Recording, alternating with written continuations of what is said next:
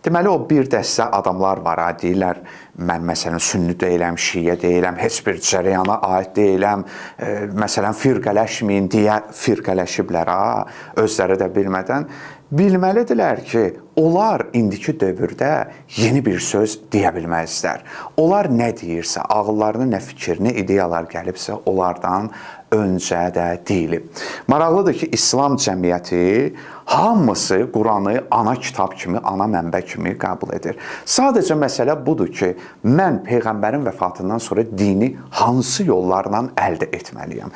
Burada əsasən 4 cərəyan var İslamda. Birincisi əhl-i sünnədir ki, onlar Peyğəmbərdən sonra dini bilgiləri səhabə yolu ilə, yəni səhabə məktəbi də deyirlər ki, o yolla əldə edirlər və bəzən bir dəstə də var ki, vəhhabilər ki, mən onlara adətən Əməvi məktəbinin ardıcıları və ya xətirlərinə deydikləri üçün Məhəmməd ibn Əbdülvəhhabın ardıcıları da deyirəm. Onlar sadəcə əhl-i sünnənin ovuc boyda hissəsidir ki, buna baxmayaraq əhl-i sünnənin böyük hissəsi olan əşərlər, maturudilər, hədis əhli və bu qəbilə insanları təkfir edir, kafir hesab edirlər. Yəni, əziz izləyicilər də gərək bunu bilsinlər.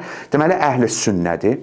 İkinci dəstə düşünür ki, yox, Peyğəmbərdən sonra İmam Əli və Əhl-i-Beyt imamları tərəfindən elm, yəni dini bilgilər əldə etməlidir ki, bunlar ikinci böyük məktəbdir ki, şiələrdir. Üçüncü məktəb demək olar ki, xəvaricdir. Yəni, nə əhl-i sünnədəndir, nə şiələrdəndir ki, xəvaric həmin İmam Əlinin xilafəti zamanı ortaya çıxdı ki, Əmraz nizələrin başına hilə işlətdi, Quranları sancdı, Quran vərəqələrini sancdı və bunlar da iddia elədilər ki, bunlar Quranpərəstdirlər və başladılar ki, hökm nə Əlinindir, nə başqasındır, hökm yalnız Allahındır deyə Quran ayələrini əsas götürdülər və cəmiyyətdə fitnə fəsad törətdilər. İndiki o Quran deyənlərdən fərqi odur ki, bunların ki, o zamanki xəvaric ibadət əhli idi, Quran hafizləri idi, gündüzləri namaz qılırdılar, oruç tuturdular. İndikilər isə əksinə istəyirlər Quranın bütün hökmlərini qüvvədən salsınlar, namazı da çıxartsınlar, onu da çıxartsınlar bu qəbil. Və dördüncü cərəyan da ki, sufilərdir. Ki, sufilər də müstəqildir, onların öz dünyaları var, məsəl üçün şəriətə elə də ciddi yanaşmırlar və ya bu qəbil. Yəni, bilirsiniz, hara gedirsən get, nə əqidə qurursan, nə fikirlər eləyirsən, bu dördünün əsas məhvərində fırlanmış olacaqsan.